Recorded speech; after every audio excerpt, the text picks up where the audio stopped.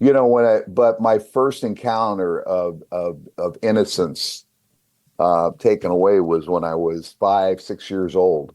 I was actually sexually molested by a couple teenage boys in our neighborhood, but I didn't share it with anybody. I didn't talk to anybody. So my social drinking, was really picking up speed, and I didn't see it as a problem. I was only doing it when I was going to these events, but they were happening almost every other day. And I got really, really, really skilled at drinking. I mean, I was very good at it. Again, I was torn. I was torn between the world that I was caught up in and the world I wanted to escape to. And I knew there was a God out there. And how do I get to this God? And my wife's looking at me, and there's tears coming down my cheeks again. And she goes, "Jeff, what are you waiting for?" And he came up from behind me. I didn't even know it was him. And he put his hand on my shoulder, and he leaned over and he said, "Jeff, what are you waiting for?" Let me ask you a question. Have you ever heard a story, listened to a song, read a book, seen a post, watched a movie, or maybe even observed another person's life and thought, "I want that"?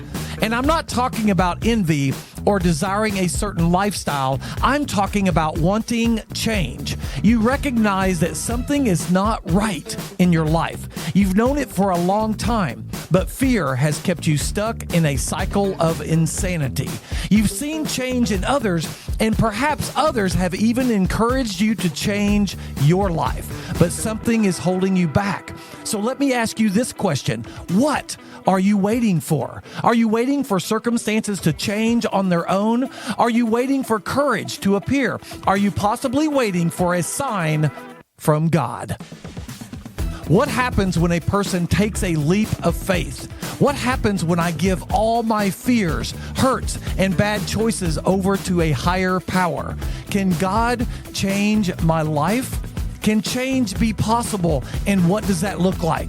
These are the questions that I want to ask our guest today as he shares his life change story with us. Today, our guest is zooming in all the way from Oregon. So, hey, friend, why don't you introduce yourself and let our listeners know who you are?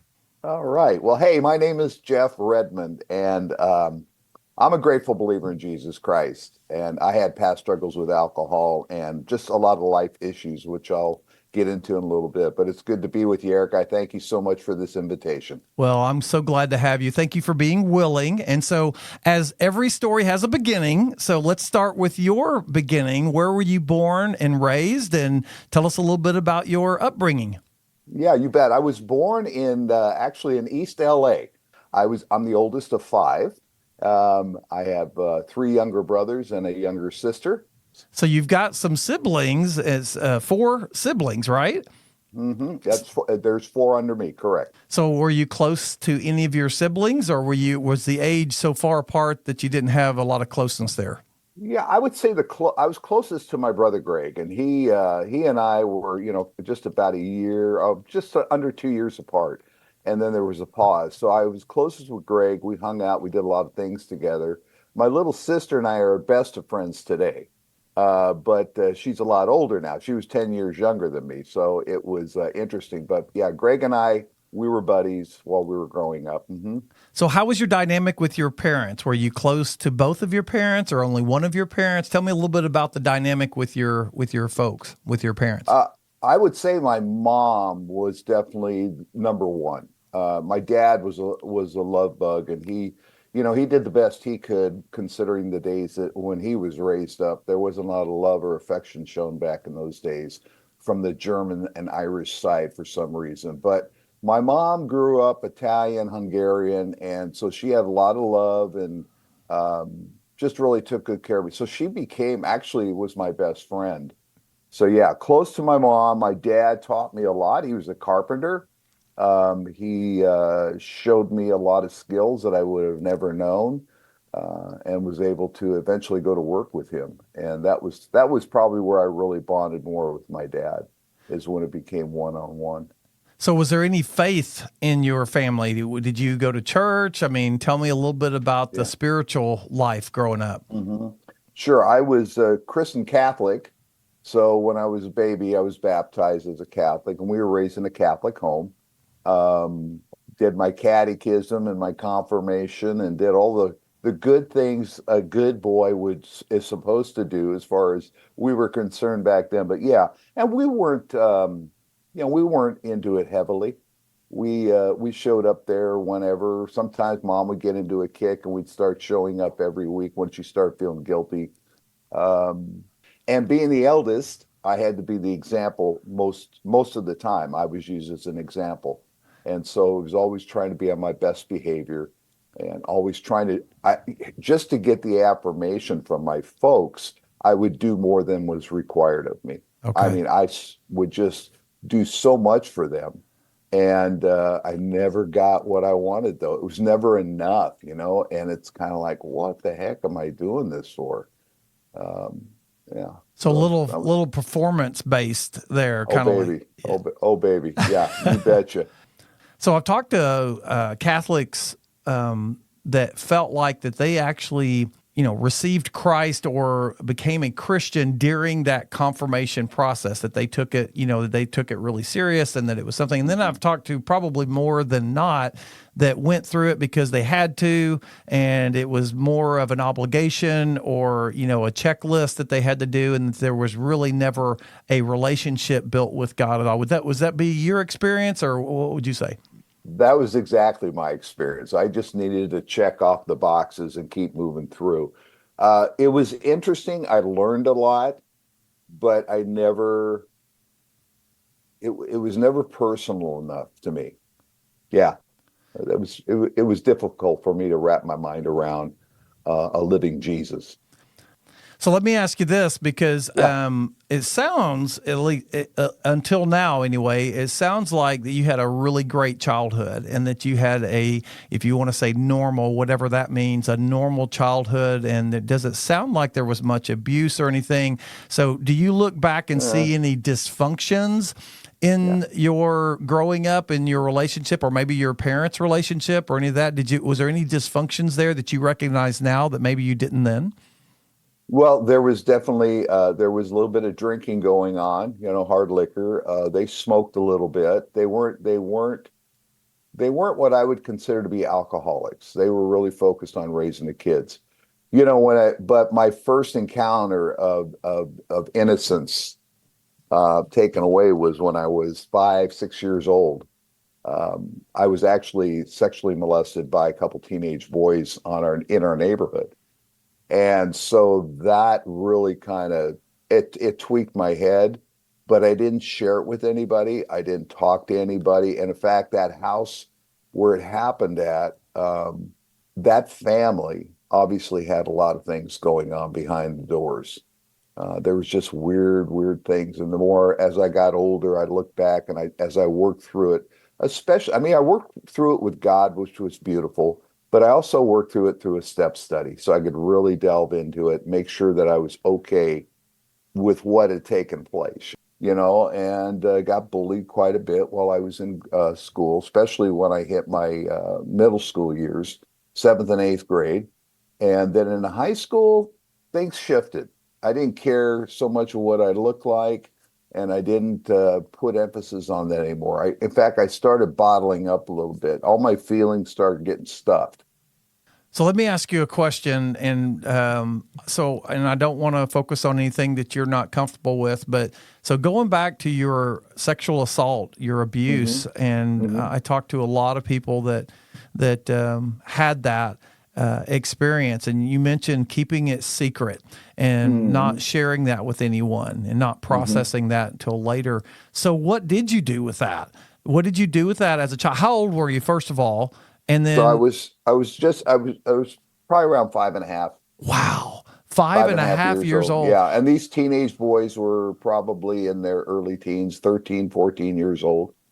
5.5 years old. So, what does that do to a 5.5 year old? What does that do? And we talked about identity a little bit. What did that Hmm. make you shameful? Did you think that, did you believe it was your fault, or that it really was abuse? It was their fault, or what did that do to you internally? I felt like it was an abuse. I never felt like I did anything to cause it, so I didn't feel like that. And I know some people have.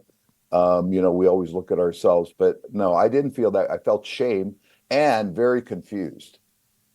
So I'm going to tell you, I didn't know which way I was going to go, and, when you're still, it wasn't until I was like 12, 13 years old and in the middle of puberty that, I came across a Playboy magazine that my dad stashed, and I realized I like girls. But there was some confusion, some sexual orientation there going on in my brain, like which way am I supposed to go with this, Yeah. right? And so, yeah, I felt more shameful about it. Um, I was mad at those guys, and I had to later on is when I was finally able to release that. But yeah, I carried a lot of shame for a lot of years, and I never shared that with anybody until I actually got in recovery. That's when it finally came out. I'd gotten past it by then because of my own journey of finding Christ early on before I even got to Celebrate Recovery. Well, thanks for sharing that. I know that is a traumatic event for anybody, and especially a 5.5-year-old. And I know that must have been extremely difficult. And it's also extremely difficult to just stuff it down or to, not admit that there was something that happened. I interviewed another guy named Chip. I don't remember which episode it was, but I called it the brown chair episode. And if you haven't heard that, it's a Mm. great I episode. did. I But did hear that one. yeah, he got molested, and he went and just hid behind the brown chair in his Yeah. room, in his Yeah. living room, Yeah. and just didn't understand what Mhm. had happened. And it does confuse us, and there's no wonder that there's confusion about sexual identity and gender and all of those Mhm. things whenever there's that kind of abuse. So it sounds like the enemy tried to hit hard with you. And then you mentioned pornography a little bit, and that's my struggle, has been. Mhm. I'm 14 years sober, but I will tell you that that was my struggle growing up. So now, how old were you whenever the magazine came into play, and whenever you started seeing that as a temptation? So it was probably, like I said, my dad didn't keep very many around, but it was where I saw my first Playboy magazine and kind of started moving down that avenue of the little bit of pornography. Even though somebody said, "Well, that wasn't really pornography," I said, "Anything that opens up that door is pornography." I'm sorry. And then my grandpa Diamore, he was a fun guy. He kept bigger stack of Playboy magazines. So, but I really, without not having the web and all that. I mean, I didn't go out. They didn't have. You just didn't go rent a VHS or a DVD, and there was no such thing as a smartphone back then. So I didn't really get into any kind of pornography until later on. Probably in my 20s when it was easier to access at the video stores and stuff like that. Well, let's move into teenage years, into high school, Hmm. middle school, Sure. high school. What would you say the most difficult thing that you struggled with, during that time period? When I was 14, I was a freshman. I had an opportunity to go to work with a buddy of mine. His dad managed a place called Shakey's Pizza, and it was in Hollywood, California. Yeah, it's probably about a half-hour drive from where we lived. And so my mom didn't want to let me go, but my dad talked her into it. So I went and I worked with him one Friday night, and I was hooked, brother. I mean, I love this business. I would love to do this someday. And so whenever I could, I was going out there with him. But my junior year of high school, getting to that, I mean, that's where it kind of set my pattern for working. I really loved working. And I got part-time jobs from as soon as I could. Like 16, I was working at different Shakey's, and I started working at other pizza parlors, and I was hooked and wanted to stay in that. But my junior year of high school, I kind of rebelled. I started smoking cigarettes a little bit because I was working at Shakey's with all the men. There was no women in those days working in the pizza parlor. It was all men. And I'm smoking cigarettes with those guys. So then I tried a little weed. I smoked a little dope with a friend of mine who was into dope. And then I found myself I really didn't care for beer much. I could swig down a little bit of Annie Green Springs or something like that, some cheap wine for $1 a bottle. And I started attending parties. My senior year, especially on the weekends, we'd go to parties, and I was finding myself partying a little bit more. I was getting out of school half time, so I was only going to school half day. And so I loved surfing back in the days, and I had bought myself a 57 Chevy. I had my Hobie surfboard up on the racks all the time, and I'd shoot down to the beach, and I would surf down there, Huntington, Bolsa Chica Beach there, and then I'd come back, and then I'd go to work at the pizza parlor. And that was my life. That was my life through the rest of my high school years.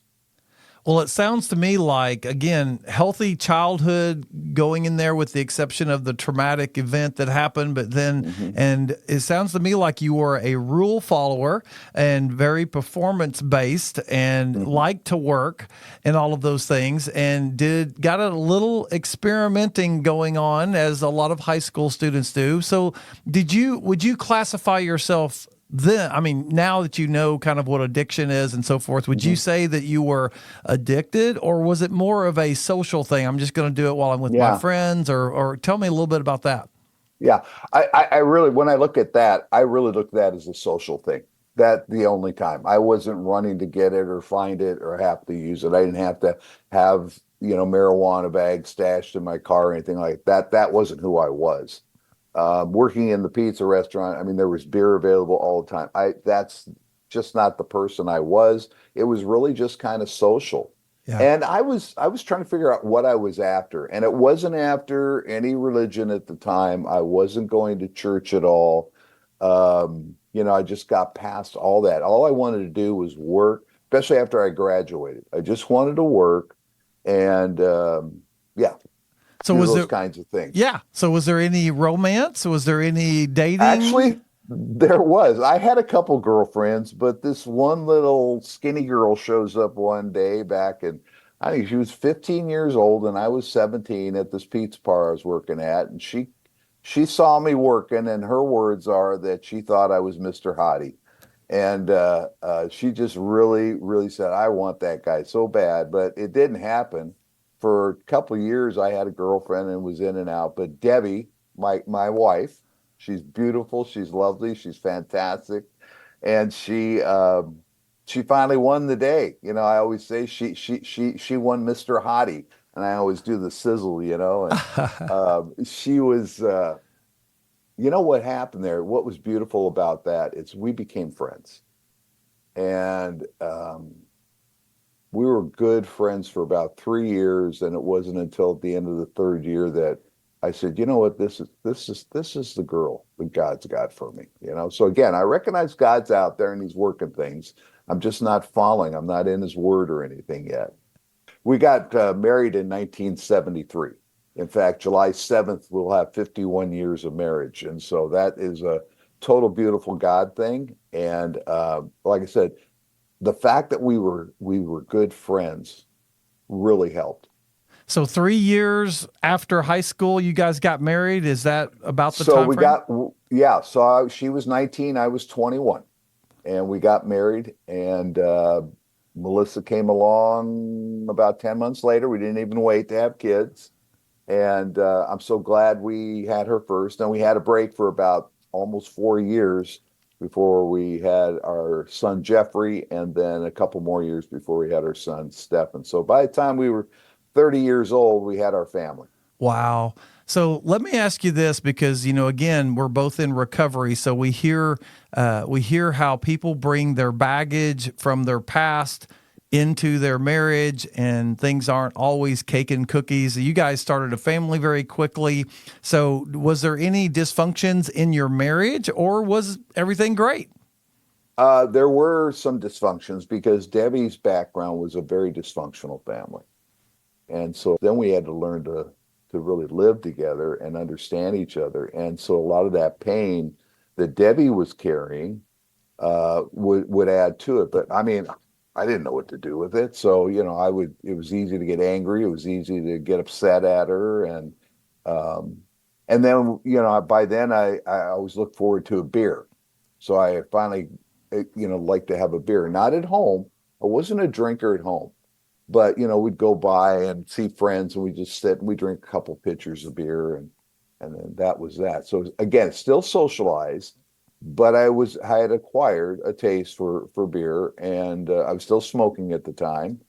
And Debbie had quit before she had the Melissa, and has never smoked since. So it was an interesting time, as each of us trying to um, learn to adjust to each other and deal with her emotions and deal with some of the. I mean, obviously, when I would do something, it wasn't intentional, but triggers would be set off for her, and that created more friction. I didn't know what the words were to make things better. I didn't know what to say to comfort her in a lot of ways, except to hug her and give her a kiss. Say, hey, I'm not your family. I'm not your dad. I'm not your mom. I'm not this. I'm not that. Um, so we learned to get through that. And as our own children came along, like I said, by the time we were 30, we had all three of our children, and our focus was mostly on them and Yeah. doing things as a family. Did the social drinking that you did after work or whatever, and I'm assuming your wife was okay with that and she knew you were there doing that, did your conflict with her or life, did you ever start switching your social drinking into more of a medication? When I was 25, I was working full time in the food industry, and specifically pizzas. And in 1976, I had an opportunity to purchase a franchise.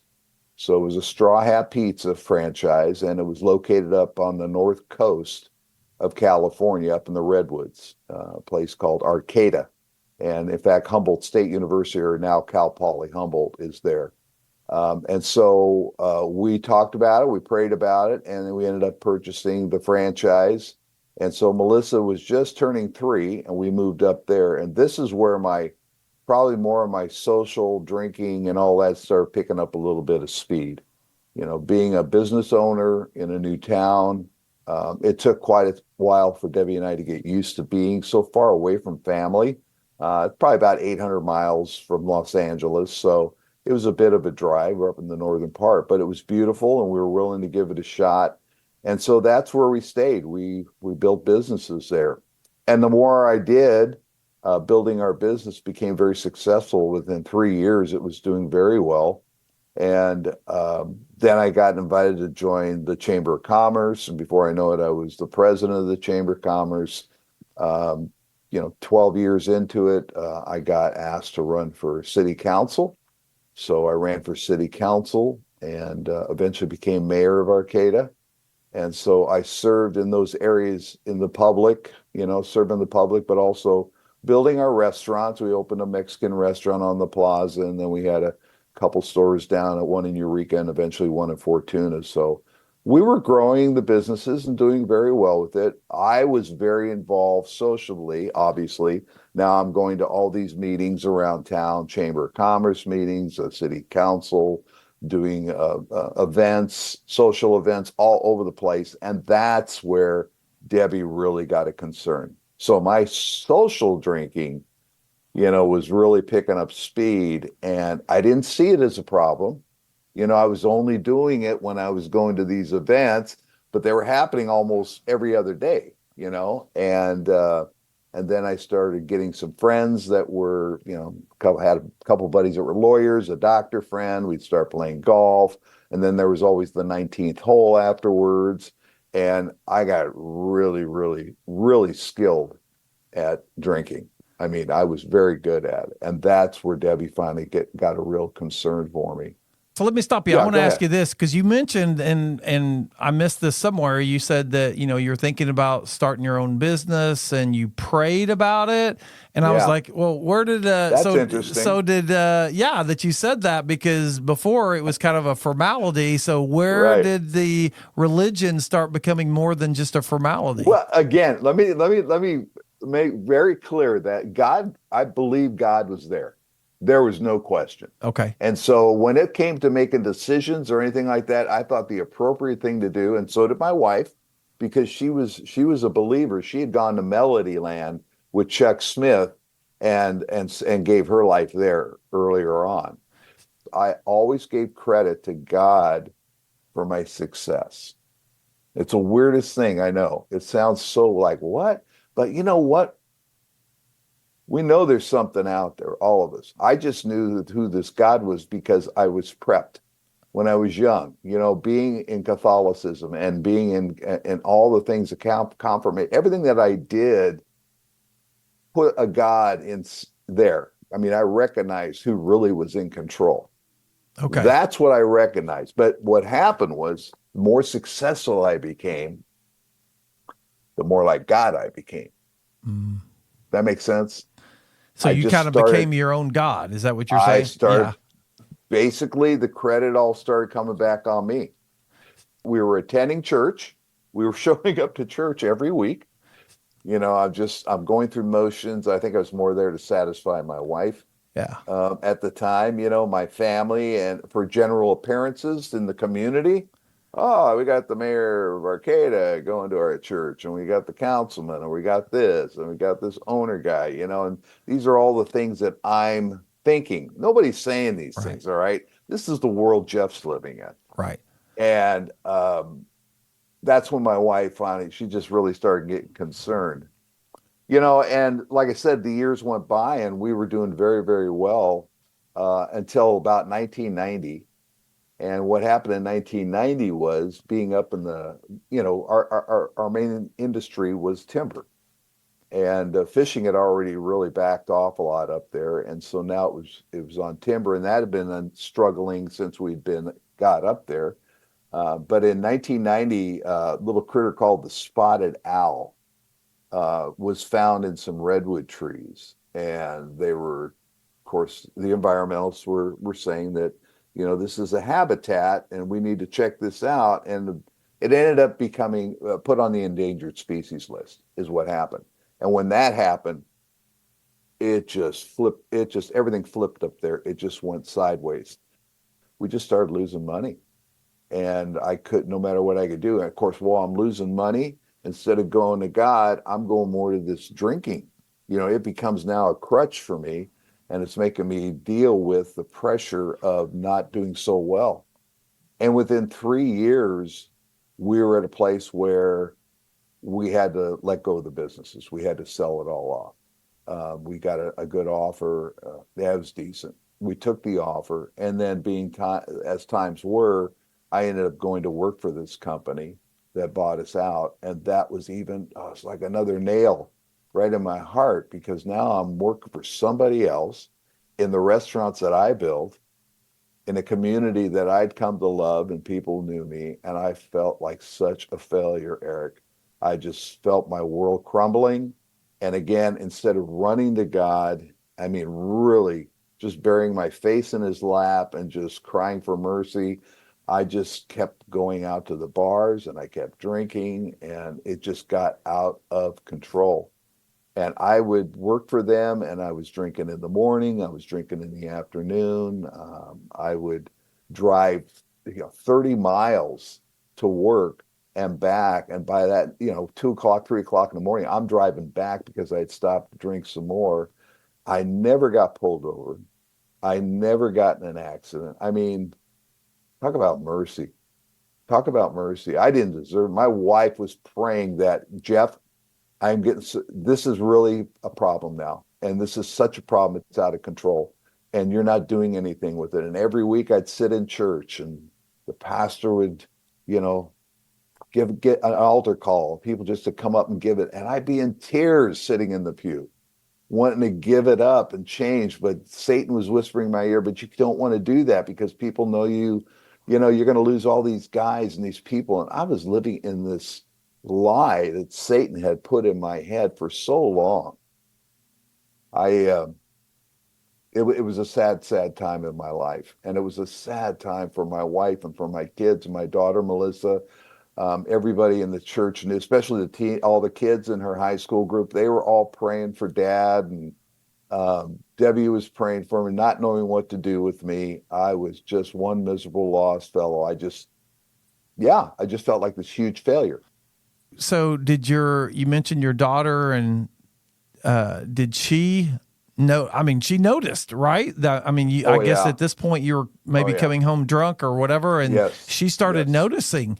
Were you, I mean, did your personality change whenever you were intoxicated? I mean, did you come home angry, or was it just you were, a blackout, or, I mean, what, I mean, No, no, I wasn't blackout. I was definitely a functioning alcoholic. okay. That's what I was. I was a functioning alcoholic. Man, I had gained so much weight, it was like I was just turning into this big pickle. I mean, the booze was just in me. All I drank was vodka. I wouldn't drink anything other. I didn't drink beer. I just drink vodka all the time. And yeah, I'd get home, and of course, Debbie was just about done with me, because this went on for a couple of years. So you only have the one daughter, or I'm sorry, did you have more kids? One daughter and two sons. Okay. And so they all saw the change in dad, and they all recognized it. And when I would get angry when I'd get home, it's because my wife would question me. And then, of course, the guilt, and man, I'm going to tell you, I don't know how many times I told her I'd quit drinking or I didn't have something to drink. I mean, my nose had to be out about 20 feet with all the lies and the promises I would break with her over those couple of years. And again, I was torn. I was torn between the world that I was caught up in and the world I wanted to escape to. And I knew there was a God out there. And how do I get to this God? I mean, I understand there's a personal relationship with a Jesus that I hear about all the time. How does that become tangible in my life? How does that become real in my life? And my brain kept getting in the way. I was very logical. I was always making it very difficult for God to do anything. And I really got serious like I said, it was 1994 now. And I'd been working for these people that bought us out, and I was still drinking. And I had done really good on my own. I'm going to quit drinking. In fact, I went to AA, and I have all the respect for AA. They have changed so many lives and continue to do so today. But I just didn't feel it there. I just went in, I forced myself to stay in the meeting, and I couldn't handle the F-bombs. I couldn't, and I knew I wasn't better than anybody in there because we were all in there for the same reason. We got a story, and we're all broken and we're all drunk, but there was no CR in that day for me. I didn't know about Celebrate Recovery. So I just walked out that day, and that was my one and only time with AA. Yeah. But driving home one night, 6 months before God really got a hold of me, I started I just fought with God constantly. Like, why can't I do this? And it was just Jeff versus God. It felt like I was in a wrestling match with the Lord. And so my drive time always gave me that pause to be able to think what my life could be like if I didn't have alcohol in it. Where do I go from here? God, I'm so lost. I don't have anything that was normal to me is not normal anymore. It's all upside down. I have no control over anything. I'm lost, and I'm about ready to lose my family. I knew that my wife was about ready, done with me. She had pleaded with me and tried to get me straightened out. And so finally, 6 months, like I said, after I began this wrestling match, my wife asked if I would join her on a Saturday evening at a church in a town called Eureka that's up there. And it was several churches, 3 churches, that came together one night for just a night of worship and hopefully for a night of healing. And she figured I had no idea. This was her Hail Mary, because she was done if I didn't go to this. And she didn't tell me that ahead of time. So I went, I joined her. I sat, my daughter, Melissa, our daughter, Melissa, our daughter, she was up in the worship team that night singing. And then the pastors, there was 3 pastors. They each gave a short message. And at the end of it, they had an altar call.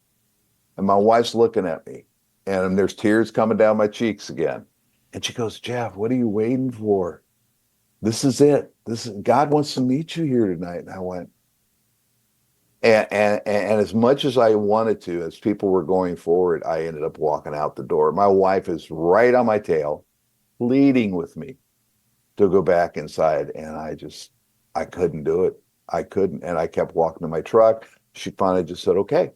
She walked over to her minivan, climbed in it, and she drove off. And she just drove off trying to found out later how to get rid of Jeff. because she was done. So I'm sitting in my pickup truck and I'm talking to God. I'm going, what's going on here? And he just said, I'm not done with you yet. Come here, come inside. And I did. I went in and I'm standing at the back of the church and I'm watching men and women down front being prayed for and people just giving prayer. I mean, it was a beautiful thing to see. I always loved that part of it. That's what always made me cry because I wanted it so bad. Finding this elusive personal relationship with this guy named Jesus, all I wanted. That was my heart's desire.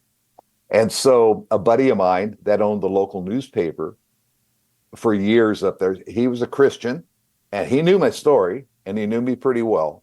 And he came up from behind me. I didn't even know it was him. And he put his hand on my shoulder and he leaned over and he said, Jeff, what are you waiting for? Go forward, brother. And he gave me a little push. And the next thing you know, my feet are moving. And I move right down that center aisle. I get to the front. There's 3 pastors. One of them's ours. And he just happens to be the pastor that is available when I get down there. So I went up to Clay Ford and I looked him in the eyes and he goes, what's going on, Jeff? And I lost it. I can't even remember everything I said. It's just a flood of sadness and brokenness and the alcohol and the running and not loving God and wrestling. I mean, I just stood there just pouring out. And the next thing he goes, you know what? God's ready. He's ready for you. He's been waiting for you. And he started praying for me. And the next thing you know, my daughter's hugging me, holding on to me, praying with me. And a whole bunch of people came up around me and just put hands on me. And they're all praying for me. And in that prayer, Eric, in that very moment, that God that I'd been trying to find, that Jesus Christ came alive. And when they were done praying, I felt like everything was lifted off of me. It was the weirdest thing. I felt like a flower that just blossoms. You see in those movies or when they're making a flower open up quicker. That was me. It was like boom, and I was there, and I knew I was changed. I knew it right there in my heart of hearts that he took the desire from just the alcohol part, but also introducing me to a guy that had the power to make that change happen, like he was the real deal. And I went home. My daughter and I took off. I gave her a ride back home. Debbie hadn't gotten home yet. She finally shows up. I said, you better be with me, Melissa, because all your mom's ever wanted is for me to go forward and give this up. And you're my witness. And so I walked to the door and she came in and I said, honey, it happened. I finally took it to the Lord and the Lord met me there. And I'm not making you any more promises. I know you don't trust me anymore and I don't blame you. You know, I take this all on myself. This is really all stems from me. Things that we have fought over have come because of me. And so I'm going to own it and I'm just going to take it. And I said, I don't know how to do this other than to say, I believe God showed up in my life tonight. I believe he took the drink away from me. I believe that you can test me anytime. You can follow me wherever I'm at. I am an open book to you. And if it takes the rest of my life to prove to you that you can trust me again, I'm willing to wait if you're willing to let me stick around. And I said those words without knowing. She said, and then she turns around and says, I was coming home to pack your bag and send you out. And I went, and Melissa said, Mom, he went forward. He went forward. And that didn't mean nothing yet. Okay. So that was that night. The next day, I decide to challenge God a little bit because this is the kind of a jerk I am. And I went to the bar where all my buddies were to see what would happen. And I had a Diet Coke and I was totally satisfied. These guys were all offering to buy me cocktails and drinks. And I said, I don't need it, guys. I really don't need it, with a smile on my face. I was like almost giddy to be able to say that. And they go, well, what happened to you? Did you get some kind of religion? And I just looked at them. I said, something like that. I don't know yet. I don't know. I'm on a journey. I'm just beginning this journey and I'll let you know. But I know one thing is I'm still your guy's friend. And I want you to know that. if I show up here and I just have a Diet Coke or a glass of ice water, I have a feeling that you guys are going to just have to get used to me being sober. And so I walked out the door, and that night up in Arcata, it's a fall night. So this is October 29th, 1994. On October 30th, I go out my backyard, beautiful sky, stars are everywhere, and I look up to the heavens. My hands, it was like a Kunta Kinte moment. My hands went up in the air. I'm looking up to the heavens. I said, I'm yours. I am yours, Lord. I don't know what this looks like. I don't know what this is going to mean for my future, but I promise you, I will be here tomorrow. I'll be here a year from now. I'll be here 20, whatever it takes. Use me however you wish. Whatever you want to do with me, I'm yours. Wow. And that was it. And that was my statement. And that's where I left it that Wow. night. That's a coming to Jesus moment, right? Oh my gosh. Was it ever, knowing that I was a mess inside? I knew there was so many things wrong with me, Yeah. Eric. My wife had bought me a recovery Bible almost a year to the day before I gave my life to Christ. It's written in there when she gave it to me, the date. It was like 4 days after or before I got. So anyways, I cracked that Bible open, brother. And that's the beginning of a story that just took me to my desert place. You know, I ended up, we ended up moving eventually. So my brother, who was a Christian, and he was down in Sacramento, asked if I'd like to come down, and he was going to buy a concrete landscape material yard and asked if I would like to come join him. So he had me come down and just kind of get a feel for it. And we were praying, and he was praying over me. And when I went home, I said, Debbie, I think this is the best thing for me right now to begin this journey. I need to be in a place where I can figure this out. And I know you still don't trust me. And I know there's a lot that's got to happen here still. So 5 months after I gave my life to Christ in 95, I packed up my bags and I left on Melissa's birthday, March 29th of 95. And I drove down to Sacramento and began working with my brother. Lived in a 45-foot trailer, had my recovery Bible. And for 18 months, I lived by myself in that trailer. And I called it my desert place. It was my desert time with the Lord. And that's where I tore that Bible apart and just got into it and reading the characters of the Bible and how I could relate to so many of those stories in my through my lies and my deceit and broken promises and running from truth, and took a journey that it became really unbelievable. And the reason why I was down there 18 months by myself was to study the Word of God, to see who I was, to compare myself, and to see all the things that were wrong with me. It goes back to that night when I stood in my backyard looking up to the heavens and saying, I don't care whatever this takes, whatever you want to do with me. You know me to be 100% in whatever I do, Lord. Yeah. So I just want to glean. I want to learn. I want to grow. I want to understand you. And I was just bawling that night because I've been chasing this elusive personal savior for so long and realized that I just kept getting in the way. It was me who was getting in the way of him. He was there. Yeah. He was tapping. Yeah. And I just wasn't willing, you know? So,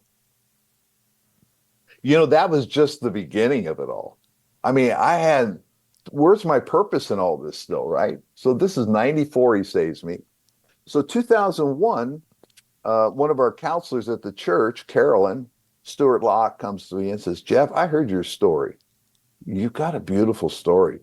And I'm going down to this place. I'm going down to Saddleback Church to check out this Celebrate Recovery ministry. 2001, this is.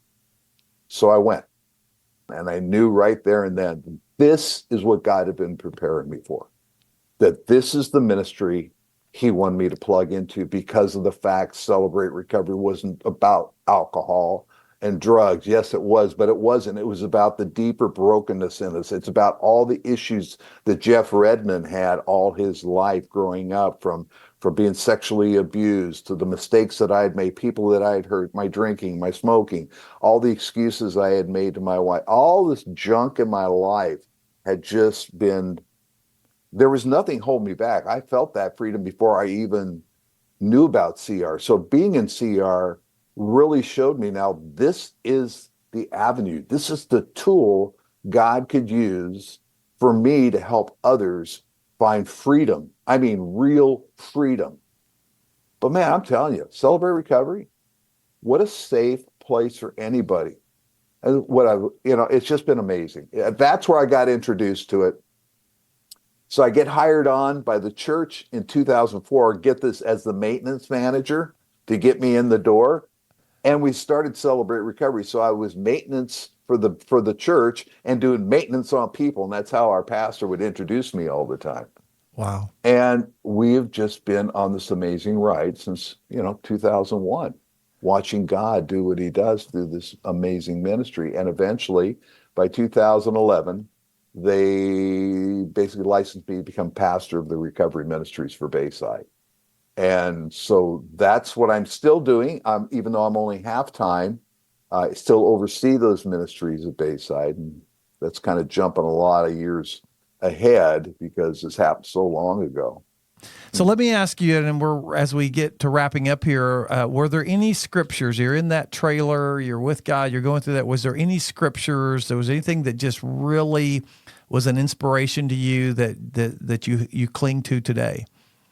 Psalm 32:5 says, "Then I acknowledged my sin to you and did not cover up my iniquity. I said, I will confess my transgressions to the Lord, and you forgave the guilt of my sin." Amen. So okay. What do you say your message is? What is the message that you want listeners to glean from this podcast? The message that I would share with everybody today is simply this. There is a God that loves you unconditionally, that he'll take anybody, anywhere, whatever your story is, and turn it around for his glory, and then use your brokenness to help others. Jeff, thanks so much for sharing your story with us. Hey, if you are listening today and you've been thinking about change for your life, maybe you've listened to Jeff's story and thought to yourself, I want that. I want change. Is change even possible? The answer to that question is a resounding yes. The question is, what are you waiting for? Because if nothing changes, nothing changes. See you next time.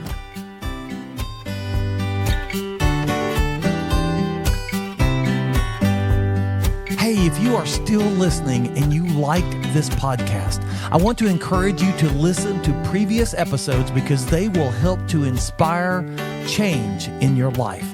Also, if you like what you hear, please leave a positive review because it helps to bring this podcast to others.